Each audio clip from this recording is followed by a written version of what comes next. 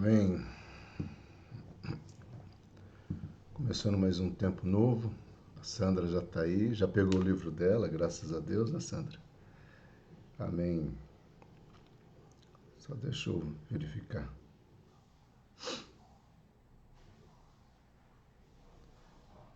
Ok, amados. Espera só um minutinho, 4 pessoas já. Ô, Thiago, como é que você está, meu querido? Ontem eu não consegui perguntar da tua saúde, mas está bem? Em nome de Jesus, sim, né? Ok, já temos 6 pessoas. Já dá para nós iniciarmos. Amém?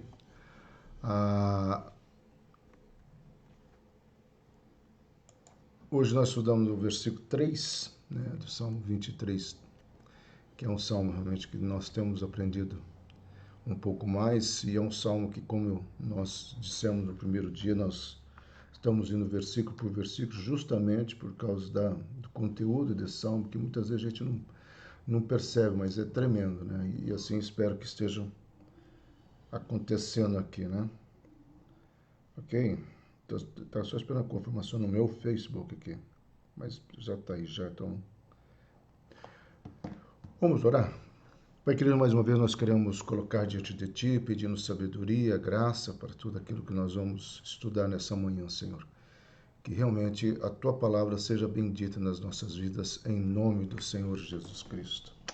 Amém? Essa é uma versão, tá? E eu vou citá-la 2 vezes nesse salmo. A pronúncia é meio complicada, é Nashif Shofé, né? A minha alma refrescará, que é uma versão do hebraico que eles vão colocar dentro de uns achados, né? Parece que lá do Mar Morto. Uma curiosidade, né? Os achados do Mar Morto é uma relíquia, né? Para a hermenêutica e para a teologia bíblica, justamente porque acharam-se livros próximos dos originais de capítulos, né? Que eram questionados. Um deles era o texto de Isaías, mas acharam muitos salmos também. Então, a melhor tradução que nós encontramos ali seria esse versículo 3 sendo traduzido como Deus, que é o provedor, vai restabelecer a nossa vida, tá? Então, eu coloquei aquilo, não apenas nos concede a paz nas tormentas da vida, mas Ele é a nossa própria paz. Por isso que Jesus vai identificar. Como sempre, nós colocamos algumas versões, tá? E aí nós temos a corrigida fiel, refrigera minha alma, guia-me pelas veredas da justiça, por amor do seu nome. A versão católica, ele refrigera minha alma, guia-me nas veredas da justiça, por amor do meu nome. Esse versículo não há muita diferença não, tá? Vai ser somente uma palavra só. Restaura-me, tá? Que é aqui, ó, a King James, né? A King James não está especificamente falando para você, para Deus, refrigerar, né? Mas para restaurar, que é a palavra mais próxima do original no hebraico, né? Que Davi está falando que naquela situação de passos verdejantes e águas tranquilas, que é o versículo 2, a alma dele, o físico dele, todo é restaurado. E a partir do momento que é restaurado, ele tem uma estrada de justiça, né? E aí essa estrada é resultado do amor de Deus. Então é muito importante isso, bacana tudo isso. Então, esse refrigerar o meu vigor, né, que é a expressão da vitalidade. Refrigera a minha alma, a atualizada já começa a usar perto da King James, né, por amor do seu nome. Aqui não há muita diferença não. Então, uma das coisas que a gente precisa entender, gente, que nesse refrigério que nós estamos vendo, existe 2 providências ou provisões do Senhor. Uma nós já estudamos, né, que é no versículo 2, né, a provisão é o descanso. O Senhor nos faz repousar em pasto verdejante e nos leva para as águas de descanso. A segunda provisão é o que nós vamos ver agora, tá? A segunda provisão é a direção. O nosso pastor nos guia pelas veredas da justiça.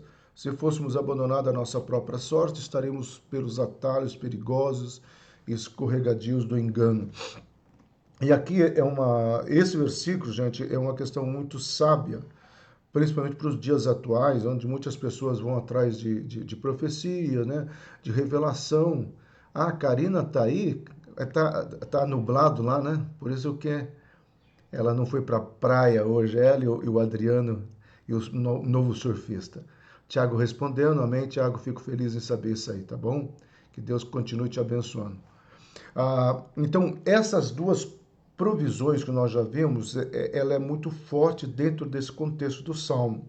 Tá? Não só o descanso, Deus não só provê o descanso, como Deus provê também a direção. Então, como eu estava falando, a direção aqui, gente, é algo pontual para os nossos dias, principalmente nesse momento, parece que as pessoas estão sempre atrás, né, de revelações e de tudo mais. E nós vamos ver aqui como é que funcionaria isso na cabeça de Davi, quando nós chegarmos num dos slides que é muito importante, porque aí nós vamos ter que estudar um pouco hoje, um pouco mais, o contexto da ovelha, tá? Porque esse versículo praticamente é a ovelha dizendo, se você tem me levado, porque o 2 o Senhor falou, eu vou te reservar passo verdejante e águas tranquilas, né? E a ovelha, diante de tudo isso, é como se ela estivesse pensando, né? E falando, poxa vida, o Senhor me leva por caminhos fantásticos. E eu sei que o Senhor faz isso não porque eu mereço, pela tua graça, né? E aqui o salmista vai usar o termo, né? Pelo teu amor, por amor do seu nome, que é uma expressão muito forte também na cultura hebraica. Então, a primeira palavra, refrigera-me, né? Que é a palavra shuop, ou shup, né? Algumas versões colocam, né? Eu tenho a pronúncia correta, mas é shup, né? Que é trazer ao estado original, estabelecer um lugar de segurança. Eu tenho um aplicativo, né, que está no Logos, que ele é um rabino que ele pronuncia todas as palavras do Velho Testamento inteiro. Então, mais ou menos a aproximação é isso aí. Mas eu gosto sempre de abrasileirar, sabe, Shuop, porque quando você vai estudar hebraico e não tem alguém que faz as pronúncias corretas, se você só estiver ouvindo, você talvez não conecta naquela palavra. Enfim, essa palavra é muito usada pelo salmista, tá? Isaías usa ela também em alguns versículos sobre a questão da restauração, trazer o estado original, que é traduzido também por revigorar, restaurar ou refrigerar, tá? Porque a versão do refrigerar, os tradutores preservaram a ideia do versículo 2, né? Águas tranquilas. Então, águas tranquilas, águas no sentido que nós falamos que provavelmente vinha do degelo do Negev, né? Então, essas são águas geladinhas. Então, essa água no deserto era um refrigério. A probabilidade maior da escolha dessa tradução está aí. Mas também não está muito fora da verdade do restaurar e refrigerar, tá? Porque é um estabelecimento. Então, o que nós temos? Esse é um quadro, gente, que nós vamos ver em todos os outros versículos, tá? Que é a ideia de Davi. Davi tinha essa ideia, o Senhor é o meu pastor, tá? Então ele fala, é o Senhor, nós vamos estudar de novo, né, esse conceito de Senhor, meu pastor, e não tenho falta de nada. Nesse versículo, o que ele está dizendo que ele não vai sentir falta? Do refrigério. Porque Davi puxa para ele essa certeza, é o Senhor que é o meu refrigério. É Ele que refrigera a minha alma, né? Nós já estudamos no versículo 1 a palavra Senhor. Hoje nós vamos ver porque nós estamos na metade do Salmo, né? Os 3 primeiros nomes de Deus que aparecem num acróstico nesses versículos nós já estudamos, e aí fica mais fácil nós entendemos toda a mentalidade de Davi ao escrever esse Salmo, ao ser inspirado também para escrever esse Salmo. Então, esse era o conceito de Davi sempre, em cada um dos próximos versículos, né? Se o Senhor é o meu pastor e eu não tenho falta de verdes pastos e águas verdejantes, pastos verdejantes, desculpa, né? E águas tranquilas, nesse versículo 3, ele está dizendo que o Senhor é o pastor dele, ele não vai sentir falta da restauração ou do refrigério. Vamos trabalhar um pouquinho aqui com a questão da restauração, tá, gente? Porque dentro da cultura hebraica, a restauração, você só pode falar de restauração quando você leva a pessoa, ou o objeto que está sendo restaurado, a ideia original ao modelo original. Então não é restaurar e apimentar o modelo, não, é trazer ao propósito inicial. Essa palavra é muito forte na cultura hebraica e aparece muito com relação a Israel, principalmente pós-cativeiro babilônico, através de Jeremias, através de Obadias, Naum, vai trabalhar muito, tá? O próprio Joel vai trabalhar, o Joel trabalha muito também. É a ideia de que quando você está diante dessa convicção de que Deus ele vai e te restaura, então esse Deus te restaura, ele te leva ao projeto original, como se lá no cativeiro as pessoas estivessem questionando, Senhor, Israel perdeu a bênção, que é o que muitas pessoas pensam, né? Eu cometi um pecado, perdi toda a bênção. E muitos pastores até usam isso daqui de uma maneira ditatorial ou manipuladora, né? Você vai perder a bênção. Primeiro, é claro que bênção não se perde. Primeiro, ela pode ficar estagnada por falta de posicionamento meu ou seu. Isso é fato e é bíblico, tá? Segunda questão muito importante, bênçãos no mundo espiritual não perde a validade. É só você imaginar, usar um pouquinho da sua razão, da nossa razão, e já pensar de uma forma até bem assim, infantil, né? Tudo que está lá no espaço não se estraga.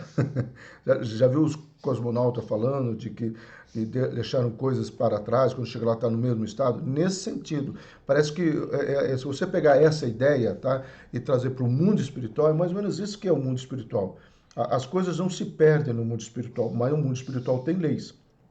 Então, quando se usa a palavra restaurar, principalmente através dos profetas pós-cativeiro babilônico, é como se Deus falasse, olha, cara, eu vou zerar tudo aqui e eu vou te levar lá aonde eu sempre sonhei ou desejei que você estivesse. Então, isso é muito importante, porque o teu filho se afastou, tá? O teu filho se envolveu com uma situação que não te agrada, ou o seu esposo, enfim, alguma pessoa que você ama, você se preocupa em oração, ele se afastou do projeto de Deus, ou seja, ele se perdeu no meio desse caminho, ou para as drogas, ou para uma questão de rebeldia, ou uma questão comportamental não aceitável, tá? E aí, quando você começa a orar, você pode orar, Senhor, restaura a vida do meu filho segundo a tua vontade. Então, quando você fala restaura, é como Deus fala o seguinte, eu vou levar o teu filho dentro não vai acontecer isso, mas entendo na questão didática. Ok, eu vou levar o teu filho dentro do teu ventre e ele vai sair para sonhar ou para viver o projeto que eu e você sonhamos para ele. Porque os sonhos, né, para filhos são duplos, né? É o sonho de Deus para o teu filho e o sonho teu para com o teu filho. E por isso que eu sempre falo que nós precisamos buscar o alinhamento de Deus para que nesse alinhamento tá, tanto a minha vontade, o meu desejo e a vontade de Deus possam encontrar, sempre predominando a vontade de Deus, é claro que ele tem o melhor. Então, quando o salmista pensa, né, o refrigério do Senhor em nossas vidas, eu quero trazer duas frases aqui, tá? A primeira é a seguinte, não me faltará restauração, isto é, Deus está sempre nos renovando, avivando e refrescando a nossa alma. Então, o salmista tinha convicção que sempre o Senhor estava trazendo essa formatação do sonho e do projeto. Se você pensar que Davi estava fugindo, né, de Saul, Davi estava naquela situação tão somente porque houve uma palavra em favor da vida dele e essa palavra ocasionou tudo isso, é como se Davi nesse momento estivesse falando, Senhor, eu não entendi nada, mas eu sei que o Senhor tem sido o meu cuidador, o meu refrigério, né? E aí, gente, nós precisamos entender isso que às vezes nós não compreendemos. A convicção de Davi sempre esteve, tá? Sempre esteve na certeza de que Deus estava no controle dele, ou da vida dele. Então, essa é a promessa que temos nesse salmo, tá? Tudo será renovado e é isto que oramos ou temos orado para esses tempos. Amado, mais do que nunca eu tenho acreditado na renovação do Senhor, mais do que nunca eu tenho acreditado que Deus vai estabelecer sobre a minha casa, sobre a minha família, sobre o meu ministério, porque eu creio, e por que eu creio isso? Agora não se assustem, tá? Eu creio nisto porque eu sinto que nós estamos numa contagem escatológica regressiva por todas as evidências. Pode demorar 10 anos, pode demorar 50 anos, mas o relógio foi acionado. Com isto, meu amado, eu creio assim, é como se Deus falasse o seguinte, ó, no dia tal, do ano tal, eu vou ligar, pegar aqui, já viu aqueles relógios de areia, né? É como se Deus avisasse os anjos e virasse, tá? E virasse. Ao virar, a areia os grãozinhos de areia começam a cair. Então, para mim, Silas, tá? De tudo que eu tenho lido, tenho visto nesses dias, eu tenho realmente tido ou tenho essa expectativa de que esse relógio entrou numa contagem. Quando eu olho isso, em primeiro lugar, eu quero me cuidar diante de Deus ainda mais.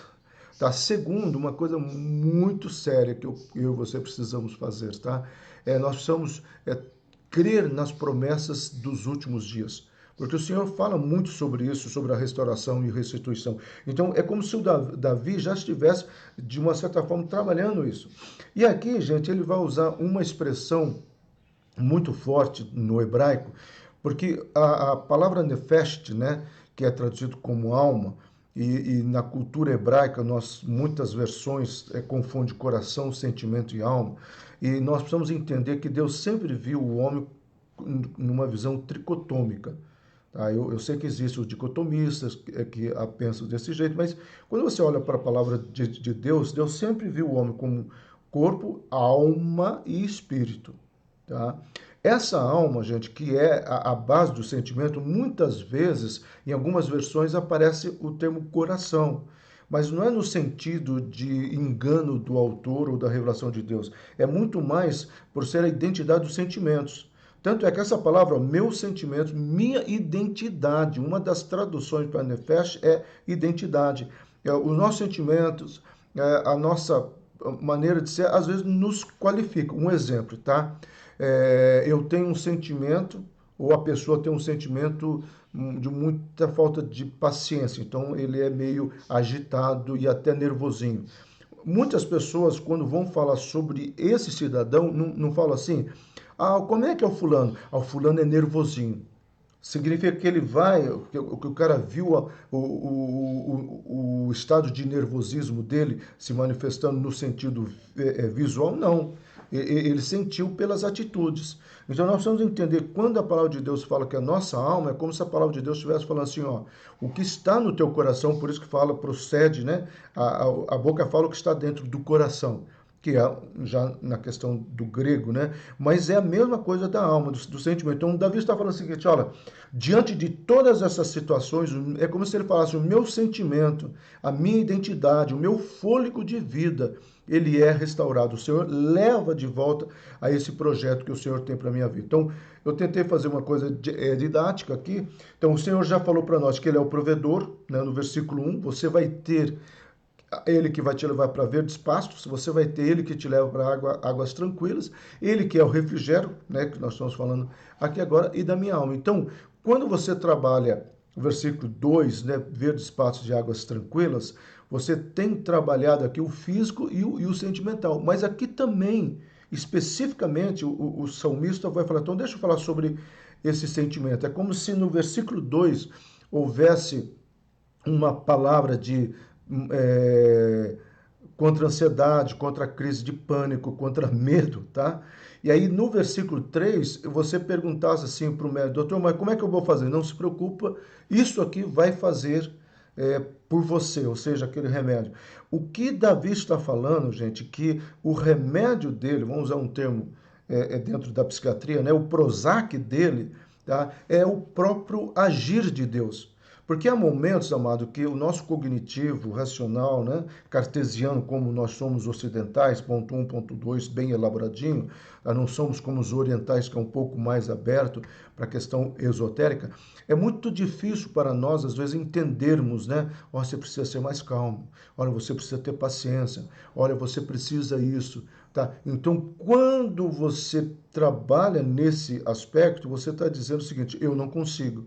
E aí o Senhor vai trabalhar. A Nicéia está falando fôlego de vida, essa expressão aparece lá no hebraico, quando o Senhor fala assim, eu vou jogar em você o meu nefesh, o meu fôlego de vida. Tá? E aí é uma coisa muito bacana, esses 3 primeiros capítulos de Gênesis, tá, gente? Nós já estudamos no ao longo do capítulo 2, é fantástico, porque as palavras que aparecem ali no hebraico é assim, fenomenal. E ali na questão, quando o Senhor façamos o homem nossa imagem e semelhança, o Senhor sopra. E é interessante que no hebraico a palavra é beijar. O fôlego de vida entra através de um beijo. E lá no Getsemane, o fôlego da vida é traído por um beijo. Eu gosto de pensar que talvez tenha alguma analogia aí. Eu não sei se eu estou forçando a minha interpretação, mas uma das coisas bacanas no aulão que a gente pode forçar as nossas interpretações, tá? Então, assim, a Carol tá aí? Quanto tempo, Carol? Saudades. E quando Davi vai trabalhando essa verdade, amado, nós precisamos entender que é por isso que ele vai trabalhar talvez o contexto geográfico. Então, eu coloquei aqui, porque eu não ia lembrar de falar, na região da Alta Galileia também é tropical, com calor intenso em determinado horário do sol, é escaldante, tá? Porém, quando o vento do norte sopra mais forte, traz um refrigério, um sopro de frescor que vem do Monte Hermon e do Negev. Como eu peguei de um autor comentando a geografia, né, do estado, onde a probabilidade de Davi estar, porque ele estava sempre numa região que já é identificada por causa de onde que ele vinha. Mas enfim, entendeu? Então esse autor só acrescentou o Monte Hermon, que também é, trazia esse papel de refrigério, mas eu gosto muito de pensar no Negev, das águas do Negev aqui, que eu acho que é os dois que dá essa sensação de, de um lugar agradável. Talvez nesse momento Davi estava tentando trazer para os nossos entendimentos, né, que quando o Senhor nos leva, e por isso que ele vai falar daqui a pouquinho uma estrada de justiça, né, nós já vamos comentar esse versículo, Davi está falando o seguinte, ó, esse lugar, ele não apenas tem pastos verdejantes, ele não apenas tem águas tranquilas, mas a minha alma se aquieta, a minha alma descansa. Amado, nós poderíamos ficar aqui discutindo muito, e aqui é o Salmo 42, que é um salmo fantástico para os dias atuais, diante dessa pandemia, diante de tantas variáveis, né, que têm atacado a humanidade. Nós nunca tivemos tanta crise de pânico, muito desespero, angústia, sofrimento, suicídio. Nós nunca tivemos tantos ataques na alma como tem acontecido. Tá? E os dias são maus. As palavras no grego, né, os dias são maus, o mera odus, dias de malignidade contra o coração humano. É o que nós estamos vivendo. Nós precisamos desse refrigério que vem do Senhor. É como se o salmista estivesse dizendo, Monte Hebrão, nesses momentos, nesse ano aí que vocês estão vivendo, dentro do calendário dos homens, saiba que não importa de onde que venha o ataque, o Senhor é o teu refrigério, o Senhor vai te guiar, nós já vamos chegar lá, pelos caminhos da justiça. E ele vai fazer isso não porque você merece, tá? Ele vai fazer isso por amor ao seu nome. É fantástico isso, tá? Então, os cuidados de Deus podem ser facilmente percebidos no nosso cotidiano, com certeza. É como se Davi tivesse, por escrever a palavra refrigerar, né? Trazer ao estado original, que vai refrescar a minha alma, estado, meus sentimentos, minha identidade. Com isso, amado, veja só, eu tentei fazer de uma forma didática que a gente consiga entender. O que Davi está falando? Olha, ele traz a minha alma, eu vou ler a tradução, tá? Ele traz a minha alma ao estado original e por isso os meus sentimentos e a minha identidade, tá? Elas são o quê? Restauradas. E aqui o Davi está dizendo o seguinte, eu tenho que perceber isso constantemente. Então ele devolve as forças à minha alma. A palavra num dos papiros é Nafist Yeshrovek, né? Que é uma expressão assim, que seria quase vamos colocar, tá, sem errar, com medo de errar, mas seria um hebraico mais na gíria. Então, o que é a ideia desse versículo? Tá? E você vai, a Septuagíntica vai pegar esta ideia aqui, fantástica, tá? A Septuagíntica é uma tradução para o latim, tá? E ela vai pegar essa ideia de que o Senhor devolve as forças à minha alma. Por quê?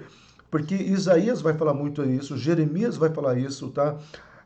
O Joel vai falar isso. Joel é o que mais trabalha com essa questão do refrigério que o Senhor faz nos meus sentimentos, que pode ser traduzido, e eu gosto muito é, dessa leitura, né? Ele, quem é o Senhor? O Senhor é aquele que devolve as forças à minha alma, ou seja, ele devolve as forças aos meus sentimentos. E aqui é interessante, gente, a gente sempre comenta, eu não sou um crítico do coaching, eu acho que o coaching tem muitas coisas positivas, como instrumentalidade de capacitação, né, de algumas questões dos homens, mas eu fico chateado como se algumas pessoas colocam como se fosse a última descoberta da humanidade, e não é. Tá? Porque uma das propostas do coach é exatamente isso, é você voltar a focar, você se conhecer, você conseguir, né, renovar suas forças para sair atrás do seu objetivo. Por isso que uma das perguntas iniciais, quem já fez, é aonde você quer estar daqui 3 anos? Quais são os teus sonhos? O que você está fazendo para chegar lá? E quando eu vejo essas colocações de hoje, aí eu lembro de Salomão. Salomão fala assim, olha, não existe nada novo debaixo do sol. Ou seja, tudo isso é tirado de algum lugar. Eu prefiro ficar com a fonte. Uma vez uma pessoa me perguntou, né? Ela até frequentava Monte Hebron, perguntou assim, pastor, o senhor tem alguma coisa contra o coach? Eu falei, tenho. A única coisa que eu tenho é que muitas vezes a fonte não é indicada. É como aquele trabalho, né, escolar, acadêmico, que a pessoa escreve, mas não coloca lá a referência, a fonte da onde tirou essa ideia. É só isso que eu falei. Porque é o que a palavra de Deus propõe para nós. Diante de todas essas situações, Davi está dizendo, Monte Hebron, ele vai devolver a força para a sua alma, ou seja, para os seus sentimentos, para os seus sonhos. Por que ele faz isso? Porque ele vai trabalhar por amor. E como que ele vai elaborar isso? Ele vai te guiar. E aqui, gente, é uma palavra no hebraico que significa que não é você que está apenas seguindo, tá? Porque essa palavra na chat a gente chama de uma conjugação ativa e passiva, tá? Então tem aquele que guia e tem o que segue. Então dirigir o momento, ir na frente, por isso que a ideia maior é aqui, ó, ir na frente para mostrar o caminho. Essa palavra na faixa aparece lá em Isaías 45. Eu, na chat, né, que está lá no hebraico, eu irei na tua frente, ou seja, eu vou pavimentar o caminho, Isaías 45, né, versículo de 1 a 4, para que a terra seja aplainada, e eu vou tirar todo o cadeado e ferrolho das portas. Mas ele não fala, aí ele fala assim, e eu abrirei essas portas. Mas somos nós que temos que seguir. Eu sempre, quando eu prego Isaías 45, eu sempre falo isso, né? Por causa da conjugação verbal. Essa é a vantagem de conhecer o original ou estudar um pouco mais. Você começa a entender que ali não é apenas uma questão passiva, tá? Mas é uma questão ativa. O Senhor abriu, por isso que eu vou. Então, como é que seria mais ou menos aqui o bom pastor? O bom pastor, ele deu um trabalho a essa ovelhinha, gente. Eu só acabei de perceber um erro meu, ovelha negra. Não, não é só o contorno, viu, gente? Oh, meu Deus do céu, tá? A palavra é na guiar, né? Que é a ideia, né? O Senhor começa. Ficou tão pequenininho aqui, guiar as ovelhas era uma das funções do pastor. Nossa, nem eu estou enxergando. Então, guiar as ovelhas, achar era uma das funções do pastor. Esse pastor que levava essa ovelha, tá? Ele lia limpando ou livrando dos lugares. Nós vamos estudar essa palavra agora. As próximas vão ser essa, tá? Livrando de caminhos perigosos, porque isso que a ideia é de um caminho justo, né? E por último, nós também vamos estudar que a palavra justiça, né? Caminho de justiça, que é a palavra levando a um lugar de verdes pastos e águas puras. Por que eu coloquei verdes pastos e águas puras como uma coisa justa, da palavra tesset, né? Nós vamos estudá-la, tá bom? Porque é como se o salmista estivesse falando assim, Senhor, no teu amor e na tua justiça, o Senhor vai me conduzir. Primeiro, né, lembrando aqui, só para voltando aqui a ovelhinha, então o Senhor, é como Davi estivesse falando assim, ó, o Senhor vai na minha frente, limpando o caminho, e porque o Senhor está limpando este caminho, tá, eu não vou ter um caminho perigoso, mas eu sei que quando eu chegar lá, no final dele, aquilo que me é devido por direito. O que era devido por direito para a ovelha? Vamos colocar por direito porque era a intenção do bom pastor, tá? Pastos verdejantes e águas tranquilas.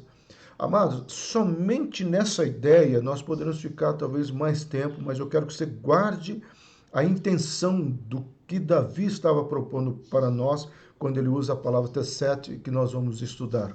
Tá? Priscila Cunha, seja bem-vinda, Deus te abençoe. E Davi está colocando assim: olha, se nós estamos sendo conduzidos por este caminho do melhor, então o que, que seria o melhor? No caso da ovelha, verdes pastos e águas puras.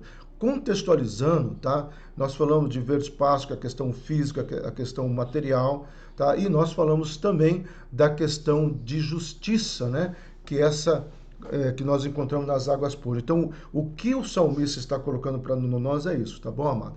Então, veja só. Guiar as ovelhas era uma das funções do pastor. As veredas são passagens estreitas entre a vegetação, onde não há espaço para desviar-se nem para a direita nem para a esquerda. Por isso que eu falei no começo desse salmo que aqui é um convite para nós entendermos exatamente o que é esse processo do caminhar com Deus ou estar com Deus. E aí ele fala uma palavra muito forte que nós já vimos lá, que foi a segunda lá do quadrinho da ovelha, a palavra maigal, né? Significa um caminho específico, estreito caminhando. Interessante, gente, que esta palavra no grego é a palavra odos.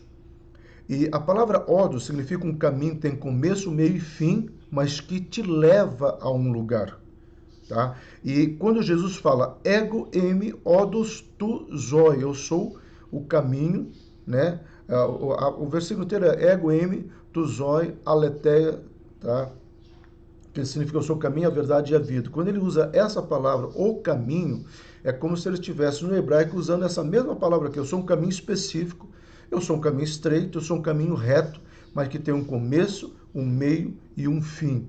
Ou seja, eu vou te levar em algum lugar ou para algum lugar, que no nosso caso é a Nova Jerusalém. Mas é muito importante, por isso que quando, só abrindo um parênteses aqui, gente, Jesus fala, e tem um estudo que eu já fiz no aulão, quem sabe pode fazer aqui, porque eu ainda não fiz nessa plataforma, os 7 vezes Jesus fala eu sou no grego, tá? No livro de João. Cada vez que ele fala eu sou, ele faz um milagre.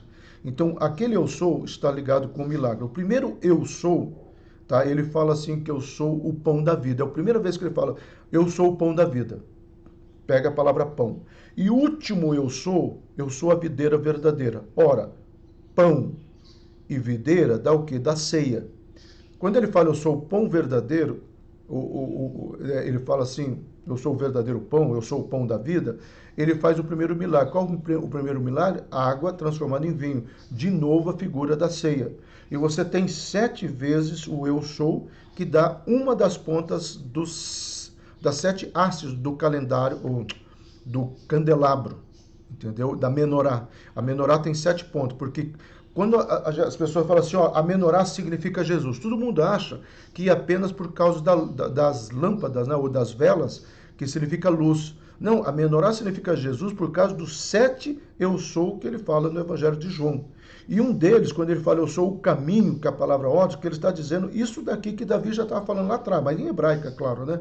Davi está falando o seguinte, olha, o Messias tem um caminho para nós, tá? O Messias tem um caminho para nós, tá? E esse caminho que o Messias tem para nós, ele vai nos levar a um lugar tremendo, tá? Amados, uma das coisas assim que eu acho, e eu citei, né? Eu vou citar de novo uma das frases dos escritos lá do Mar Morto. Uma das coisas que eu acho sensacional, a Bíblia talvez tenha sido o livro que mais tenha sido perseguido, tá?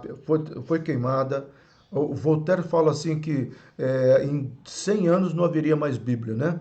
O Voltaire, um filósofo francês, bem existencialista, né? E não sei se vocês sabem, na casa de Voltaire, lá na França, hoje é a imprensa bíblica. Ironia do destino, né? Ou não. Mas, enfim, a Bíblia foi muito combatida. Tá? E quanto mais ela é combatida, mais vestígios e sinais do que ela é verdadeira nós temos, são descobertas. Tá? Acredite quem quiser. O problema nosso assim é que às vezes nós damos muito mais ênfase a algumas informações sensacionalistas que a mídia, o Discovery Channel, né? Decodificando o êxito, né? Quando eles colocam lá de algumas questões. Então, nós precisamos entender, quando Jesus está falando, olha, Silas, eu sou um caminho, que eu tenho um começo, um meio e fim. Eu não sou um atalho, eu não vou ter curvas, eu não vou ter desvios.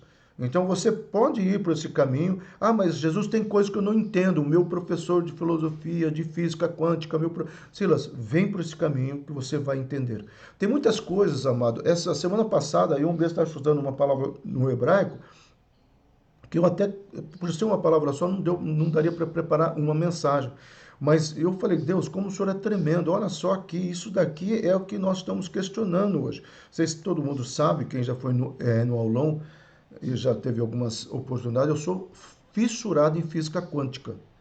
E aonde eu acho mais as ideias da física quântica, por incrível que pareça, é nos 6 primeiros volumes, o capítulo, desculpa, de Gênesis, capítulo 1, 2, 3, 4, 5, 6. E é incrível. Então você consegue trazer para os dias atuais aquelas palavras e você vai entender até a geologia, você vai entender a criação, você entende uma série de coisas, tá? Mas avançando, amado, senão a gente perde muito tempo aqui. Existe um caminho reto onde as ovelhas podem percorrer com segurança, seguindo sempre para frente, até chegar ao aprisco, sobre a liderança e a proteção do pastor, ou ser conduzida aos passos verdejantes, né?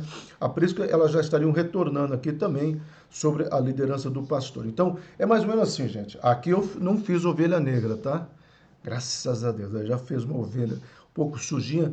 É como se nessa caminhada nós precisamos entender que a primeira questão que a ovelha precisa para poder seguir o pastor é conhecer o pastor. Por isso que Jesus, lá em João 10, ele começa assim, ó, as minhas ovelhas me conhecem. E aqui, gente, nós precisamos só abrir um parênteses para dizer o seguinte, a palavra Shemar Adonai Elohim, ou a ideia do escute, né, ou conheça Israel, o teu Deus. Quando Deus estabelece Israel, hoje, né, a nação, e é dado os mandamentos, ele não fala assim, olha, vocês têm que me servir por obrigação, vocês vão me... Não, ele fala assim, me conheça. Porque se vocês me conhecerem, vocês vão querer me servir por amor. E essa é a grande proposta, gente. Então, algumas perguntas para você refletir aí com você mesmo. Primeiro, você conhece Deus? Ou você conhece o Deus da Bíblia? Você conhece um Deus pessoal? Aquilo que Jó fala, Senhor, eu te conhecia. Vamos contextualizar? Jó fala assim, Senhor, eu te conhecia das mensagens do pastor Silas. Eu te conhecia dos estudos bíblicos que o pastor Silas fazia. Mas agora eu te conheço porque eu estou andando contigo. Então, conhecer a Deus é andar com Deus. É saber do amor de Deus. É saber da fidelidade de Deus. Mas também saber da justiça de Deus. Tá? Esta ovelha que conhece a Deus, ela vai caminhando porque ela obedece. Segunda proposta. Gente, vocês não têm ideia como foi difícil o próximo slide fazer as ovelhas, fazer essa curva aí, tá? A Ângela sabe, fiquei acho que umas 2 horas aqui, mas amém, vamos lá. Então, quando você estabelece que você precisa conhecer, é a primeira ponto, mas você tem a segunda, você precisa obedecer. Você só pode avançar no natural nosso, com o natural de Deus, porque Deus move no natural dele. O natural dele sobre nós, por isso da palavra sobrenatural, ele só vai acontecer através da obediência. Por isso que Deus fala, olha, eu quero que vocês me conheçam, tá, Israel? Eu tenho todas essas promessas para a vida de vocês. A única coisa que eu vou pedir, obedeça os meus estatutos e os meus mandamentos, porque eles são estatutos e mandamentos de vida e não de morte. Nós obedecemos, gente, não porque Deus falou, mas porque é o melhor para nós. É vida e não morte. Tá? Lembrando, gente, que no hebraico e no grego, a palavra morte, amém, a palavra morte, tá? Tem duas. Tem a palavra necros, que é morrer no sentido físico, mas a mais usada é a palavra thanatos, que é morrer para os sonhos. Tá? Então, eu sempre falo, tem muitos cristãos que frequentam igreja, ou estão afastados de igreja, não sei, mas eles estão mortos literalmente por seus sonhos, tá bom? E aí, a coisa mais difícil que foi fazer essas ovelhas, junto com esse pastor, fazer essa curvinha, mas eu consegui. Aí precisou de muita disciplina minha mesmo, amado. Então, então você conhece, você obedece, mas você tem o quê? Disciplina. Talvez uma das grandes falhas da igreja atual, ou das pessoas, no geral, gente, é a disciplina. Por isso que todas essas linhas, tá, neurolinguísticas, linhas que propõem uma mudança comportamental, seja através de coaching, seja através de teologia, psicologia positiva, seja através de tantas coisas, é, e a questão toda que se estabelece aqui, a questão toda que se estabelece da maneira disciplinar, é a questão que você traz à existência, tá, uma vida disciplina, uma vida regada, uma vida de obediência. Então, o que nós precisamos entender é que quando você vai para as propostas do mundo, e o mundo está falando assim para você ter uma vida disciplinada, é o que falta para nós hoje. Nós temos muito começo, nós temos muito fim. Aham. Alguém colocou, não é será, Senhor? É sim, Senhor, amém. É verdade, sim, Senhor. Tá? Na nossa caminhada com Deus, não sei se é isso que a pessoa quis colocar, né? Não é será, Senhor, mas é sim, Senhor, né? Aquela questão da obediência. Aliás, um filme muito bacana do Jim Carrey que tem muitos ensinamentos para os nossos dias. Mas avançando. Então, essa vida de disciplina, nós não somos disciplinados. Quantos começam a ler um livro pela metade ou demora muito mais do que havia necessidade, tá? Quantos aqui começam uma caminhada na física, fazendo até uma dieta, mas param pela metade? Então, quando você está diante disso, gente, e aqui também deu um trabalho enorme para fazer essas ovelhas chegar no passo, mais que essas coisas, porque aqui eu tive que mudar. E aí nós vamos para as promessas, tá? Então, amado, só para recapitular rapidinho,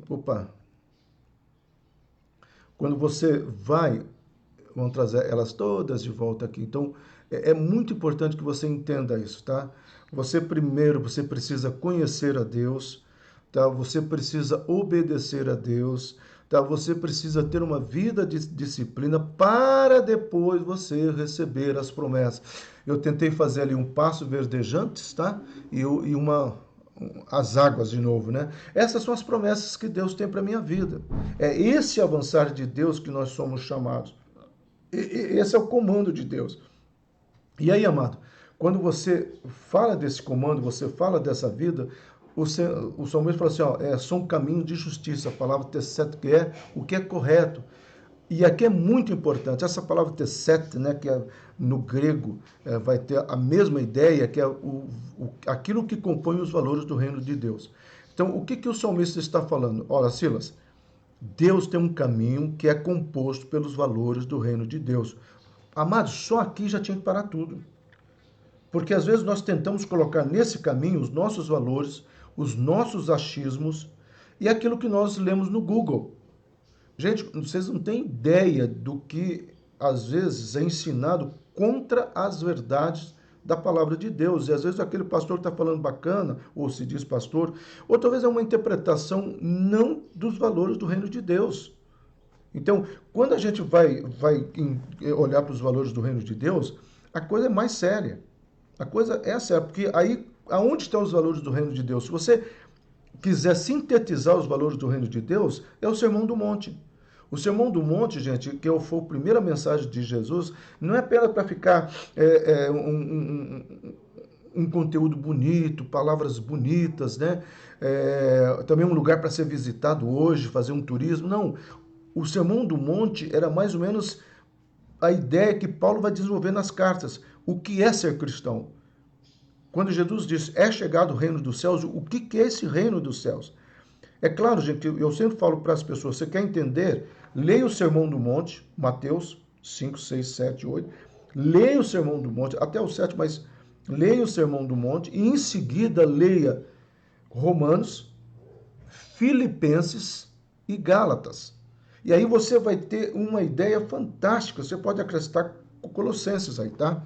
Mas você vai ter uma ideia fantástica. É como se Paulo tivesse interpretado, tá, os valores que Jesus vai falar no Sermão do Monte. E isso aqui nós precisamos entender. Então, quando você trabalha aqui, não existe nessa nossa caminhada, são duas estradas, né?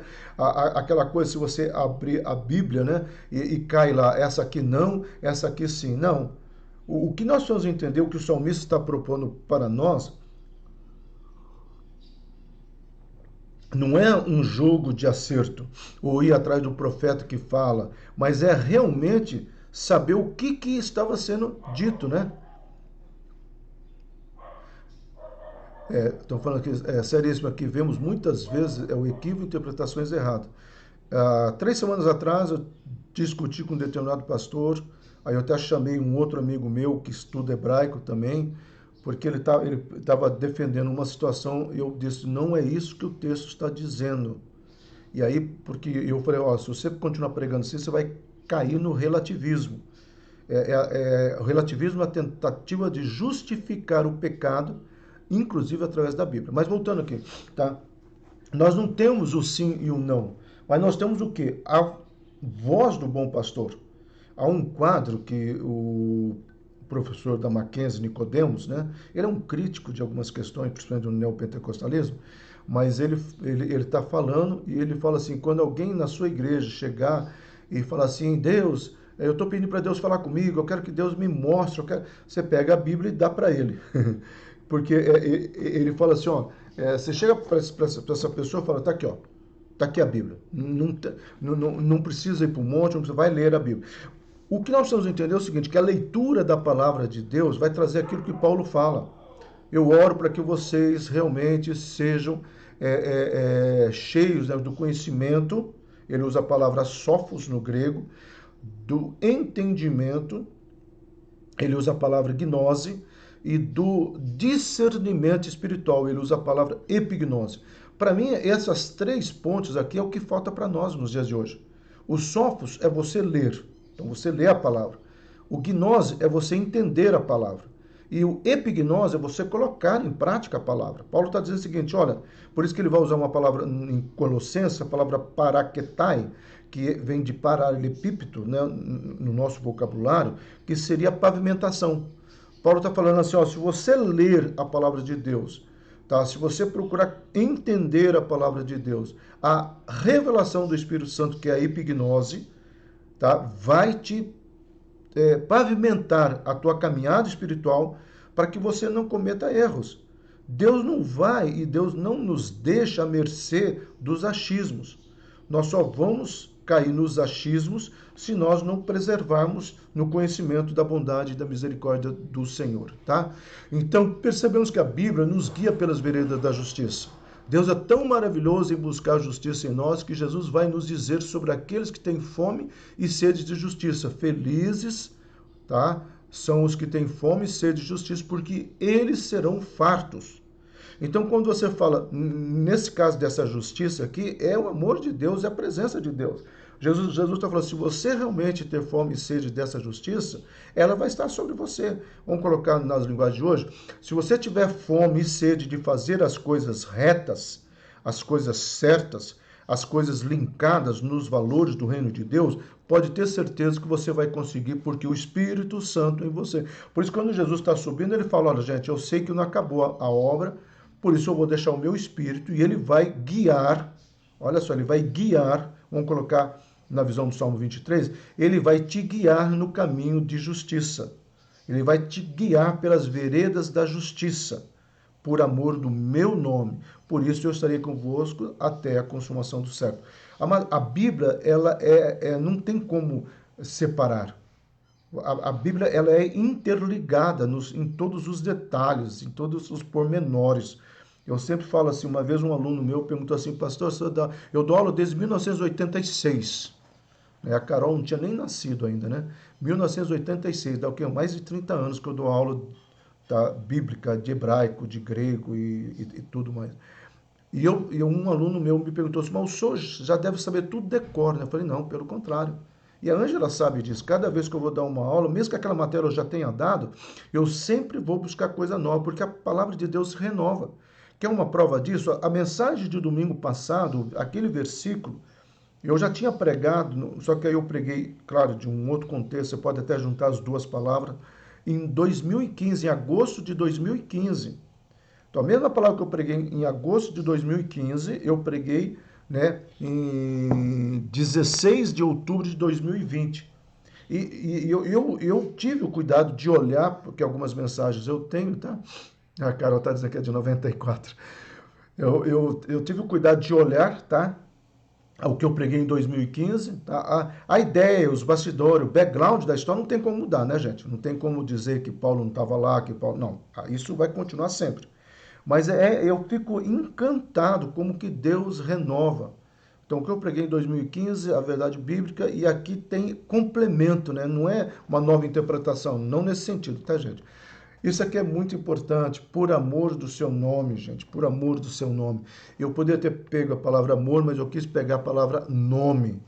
A palavra Shema, né, vem daqui, refere à identidade, à essência de uma pessoa. Então, como se o Senhor estivesse falando assim, olha, você vai caminhar por esse trilho, ou por esse caminho, tá? Porque a essência do meu nome vai estar sobre você. Por isso, assim, quando o Jesus fala para seus discípulos, eu e o meu Pai viemos, ou iremos fazer morada nele. Já viu essa passagem? Eu e meu Pai iremos fazer morada nele através do Espírito Santo. É o Espírito Santo em nós que nos conecta ao Pai e ao Filho. É o Espírito Santo em nós que nos conecta às regiões celestiais. É o Espírito Santo em nós que nos leva a ter o caráter de Cristo. Porque tendo o caráter de Cristo, nós podemos ver o Pai.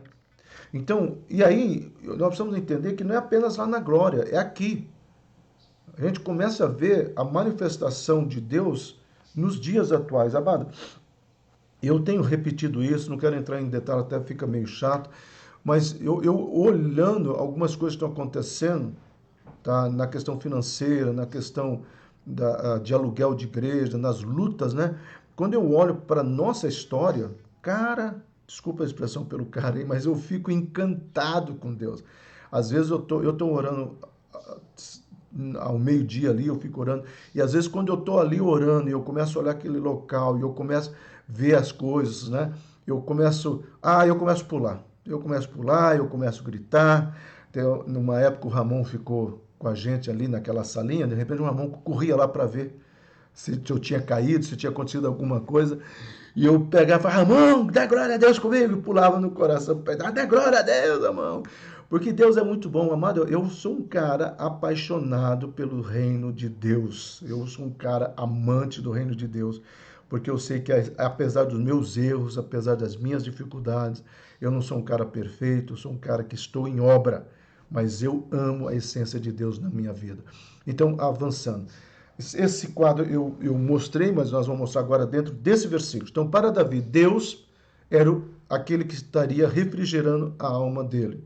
Tá? Meu guia. Então, para Davi, Deus era o refrigerante, o refrigerar, né? da alma dele, e quando ele fala assim de possessividade, possessão, desculpa, não, de posse, né? Hoje tá difícil, hein? De posse, né? De estar no comando, ele fala assim, e é ele quem me guia. E aí ele vai usar essa palavra no tudo e ele vai colocar por amor. Então, Deus, meu tudo, ou Deus me refrigera, Deus me guia por amor. E essa é uma expressão muito bacana, gente, nós poderíamos ficar trabalhando aqui muito, né? Porque ela vem trazer a ideia da graça e da misericórdia do Senhor. Amém, Andressa? Amém mesmo, né? É o amor de Deus, é a provisão de Deus, é o cuidado de Deus, é a manifestação da presença de Deus em nós por amor. E aqui Calvino foi fantástico quando ele entendeu e ele fala, olha, eu e você não merecemos nada, né? Nós não fomos salvos porque éramos santos, não fomos salvos para sermos santos.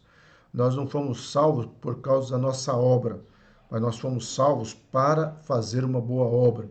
Quem conhece o Estatuto do Westminster, né, que é aquele concílio calvinista, né, onde é elaborado exatamente a ideia da reforma do Evangelho pós-Lutero, é claro, e os princípios, né, da crença dos reformadores, que é exatamente isso, tá?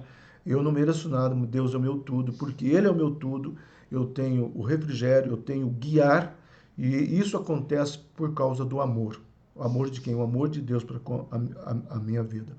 E aí, amado, Ele me guia, outra expressão dos escritos do Mar Morto, tá? Ele me guia no trilho da justiça por causa do seu nome. A palavra aqui é meio pronúncia, eu não vou conseguir, mas esse palavreado todo aí no hebraico, mas está lá o gelatesset, né? Que aqui, ó, tesset, né? A palavra shema tá aqui, ó, amor. E você viu que aqui está diferente, aqui não é a palavra shop, né? Porque ele está falando na questão de trilhar. Mas a ideia é um achado fantástico. Então, o que tem aqui? O que o salmista está falando? Ó, ele vai me guiar pelos trilhos da justiça. Então, ele me leva por caminhos retos. Aí a palavra que nós já falamos, né? Ele vai na frente mostrando esse caminho, a palavra é nachat, né? Que aparece lá em Isaías 45, nós já falamos, por caminhos retos, segura, a palavra agou, a palavra que significa coisas que me traz segurança, tá? O esse Alcides, é ele? Eu sempre queria perguntar quem que é esse Alcides. Amém, Alcides, Deus abençoe. E ele está dizendo o seguinte, ó, ele me guia, tá, por esse caminho. Então, gente, o que o Davi está colocando para nós é a certeza que eu e você precisamos ter de que o Senhor vai nos conduzindo para este caminho de segurança. E este caminho de segurança, ele faz isso por causa do amor do seu nome. Bom, para nós irmos para o final, eu falei que o Salmo 23, cada um dos versículos tem o nome de Deus. Hoje eu vou conseguir acabar no horário, hein? Graças a Deus. Então, aqui nós vamos ver assim, tá? O que é esses acrósticos? Na cultura hebraica, era muito comum, gente, a pessoa pegar o nome de Deus e trabalhar a poesia. Então, você vai ter outros escritos que não entraram no cânon, onde são poesias de salmista, de levitas, todos eles baseados no nome de Deus. Davi faz isso, tá? Davi, ele era um levita por natureza, escolhido por Deus, levantado por Deus. E aí nós temos, talvez, nesse momento, como um poeta, porque Davi escreve muito poético algumas questões, né? Nós temos aí essa verdade do nome de Deus. Então, no versículo 1, nós temos aqui, Jesus é o Yahvé Ruá, que significa Deus do melhor. Por isso que o Senhor é meu pastor e nada me faltará. Se ele é meu Yahvé Ruá, e ele tem o melhor para mim, então eu não posso e eu não vou sentir falta de nada. Então, lembrando, gente, que esse versículo 1 não é nada me faltará, tá? É eu que não vou sentir falta de nada. Pode ser que na minha lista tivesse lá algumas coisas a mais que Deus não deu. Mas essas coisas que a minha alma colocou na lista, não vai me fazer falta. Mas por que não vai me fazer falta? Porque aquilo que Deus me deu supre as minhas necessidades. Me traz paz ao coração. Me traz refrigério à minha alma. Então, é muito importante que você pare e você pense nisto. Quando o Senhor está dizendo, ou quando Davi está dizendo que ele é o Ruá dele, o Roi, né? Não confundir a pronúncia com Ruá espírito, tá? Porque a mesma palavra, a pronúncia são quase parecidas. Por isso que, no caso, a palavra, a septuagíntica, a palavra o Senhor é o meu pastor, a palavra pastor, de provedor, é a palavra eideros. E a palavra Espírito Santo é a palavra paracleto. Então, são duas palavras totalmente diferentes, até a pronúncia. Já no hebraico, muitas pessoas confundem esse roi, ou estudantes, né, claro, com ruá, não tem nada a ver, são duas coisas distintas. O ruá, o roi, o raá, tá? A etimologia original é raá, significa aquilo que Deus tem o melhor. Esse é o versículo 1. Versículo 2 que nós estudamos semana passada. Jesus, tá? Eu estou colocando Jesus aqui como sendo o nosso Senhor. Eu já vou explicar. Eu poderia colocar Deus, sim, mas nós precisamos trazer a nossa realidade. Então, Jesus é o Yahvé Jiré, o pastor que provê as minhas necessidades, o Deus da provisão. Qual que era a minha necessidade? Verdes pastos e águas tranquilas. O Senhor está produzindo. Por isso que Jesus, ele vai falar, aquele que beber das minhas águas e aquele que comer desse pão, tá? Então, quando ele fala aquele comer desse pão e aquele que beber dessas águas, tá? Assim, é uma verdade que está trazendo à tona a provisão de Deus. Por isso que Jesus vai falar, olha, se lembra quando meu pai falou do verdes pastos, né, e águas? Então, esses verdes pastos eu sou o pão da vida, tá? E águas eu sou a água da vida. Então, Jesus vai ser a personificação do amor de Deus, claro, mas Jesus vai ser a personificação das promessas, né, do Pai. Eu gosto muito de pensar, gente, na eternidade, os três conversando, né? Tá? O Pai, o Filho e o Espírito Santo. Vamos imaginar uma cena, né? Eu ganhei uma erva essa semana, graças a Deus, então vamos lá. Então, eu faço o chimarrão, vem o Pai, o Filho, estão tomando chimarrão, né? O Pai, o Filho e o Espírito Santo. De repente, mas nós temos que pensar antes do Silas, lá atrás, tá? O Pai fala assim, ó, eu vou criar um mundo, eu vou criar seres, tá? Para eu poder me relacionar com eles. Aí Jesus começa falando, vamos fazer isso mesmo, Pai, vai ser bom. Nós já temos os anjos, mas nós vamos criar um ser onde possa morar, onde possa ser a nossa semelhança. O Espírito Santo está conversando. De repente, ou o Espírito Santo ou alguém, vamos colocar o Espírito Santo, lembra? Opa, peraí. Ou Deus fala, não, mas esse ser humano ele vai pecar. Aí quem está escutando atrás são os atributos de Deus. Aí a justiça chega e fala assim, Deus, peraí, eles vão pecar? Então destrua. Pecado é morte, então acabou o teu plano aqui. Aí o amor também escuta. Não, Deus, o amor meio brasileiro, tá? Não, Deus, vamos dar um jeitinho, veja só. Se você atender à justiça, o Senhor é um Deus justo, mas o Senhor não é um Deus amoroso. Aí a justiça fala, mas se ele te atender, ele é um Deus amoroso, mas não um Deus justo. Aí Jesus, é mais ou menos assim, é uma forma didática, né, gente? Por favor. Aí Jesus fala, não, vamos fazer, vamos parar a discussão. Pai, eu vou e eu morro no lugar deles.